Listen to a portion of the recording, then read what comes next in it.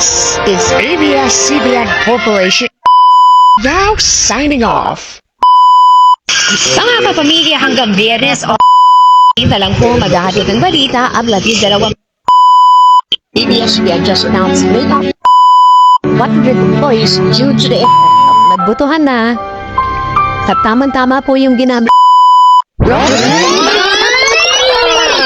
Mas lumaki umano ang tsansa ng higanteng TV network ng ABS-CBN na magkaroon ng bagong prangkisa sa Free TV matapos ibasura ng House Committee on Legislative Franchises ang hiling na magbibigay sana sa kanila ng 25 years franchise noong taong 2020. Matatandaan sa botong 70-11-2 ay naprobahan ng mga miyembro at ex-official members ng committee. Ang resolusyong hindi ito bibigyan ng prangkisa sa lupuyang Congress ay malaki umano ang tsansa ng ABS-CBN na makabalik ang kanilang prangkisa para sa free airwaves o free TV sa kabila ng makikita pa rin ang iilang mga shows at programa nito sa mga social media platform.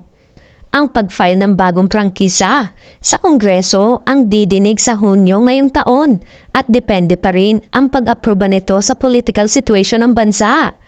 Para kay Representative Rufus Rodriguez, may panahon pa ang Kongreso ngayong Hunyo para talakayin ang prangkisa ng ABS-CBN upang maitama ang mali at mabigyan ng hustisya ang sinapit ng kumpanya.